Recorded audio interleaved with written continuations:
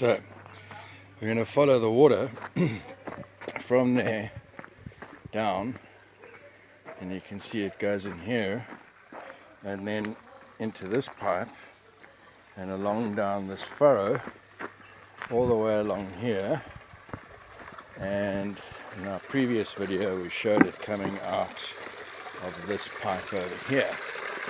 Now what I'm going to show you is just how amazing the plants have transformed as the water flows through these furrows. Now these are the old lead water furrows that crisscross the land, and that's how they used to water the plants in the old days, the irrigation system. So it comes back down along here, and through this system it then flows right down the middle. But what's been crazy amazing in just this one or two waters that we've had, the trees, the leaves are green. They've responded so amazingly well as this water fills up right down to the bottom of their root system. So you can see these plants were really stressed at one stage, and you can see there's very little fruit on them. Some of them have lost their lives. There where you see an open space, sadly those trees died. But you can see the water now. Here are the pears. They're just loving the water. And down here you can see now more pear trees. There are 4 of those. These are the apricot trees.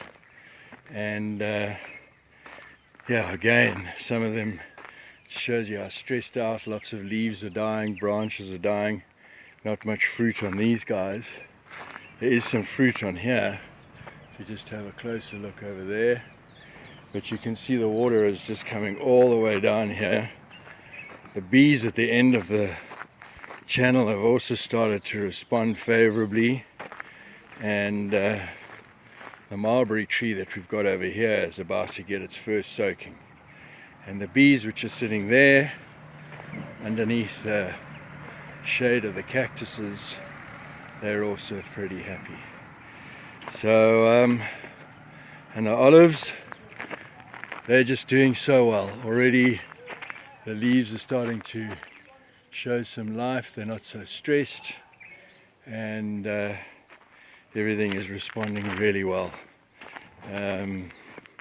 You notice on this side there's not a lot of water because we do one section and then another. This here is a nut, one of the nut trees. There are only 2 of them on the property, and you can see just in a couple of waters, this is the second one we're doing. I don't know if you can see the fruit coming out there on these. Just so brilliant. So again, thank you to everybody who... This used to be one of the old lavenders. It was absolutely beautiful and pristine. Sadly, they died. The rosemary seems to be doing okay, enjoying the water as well. And then I said I'd come back and we'd have a look at some of the apricots.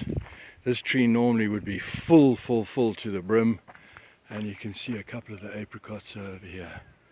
So again, thank you to everybody who's contributed to the Water for Life campaign. It's been a huge success. Until we get some irrigation lines in, we're going to be using this furrow method. You can see around the trees, the green grass has just suddenly responded around the trees. The leaves of the trees are just so much healthier. They're not all curled up like this guy over there. So they're already starting to respond, and we'll be filling up this lead water furrow on the next round. So at the moment we're doing fruit trees, and then we'll come back and we'll do olives. So there's that pear. So we'll end off here.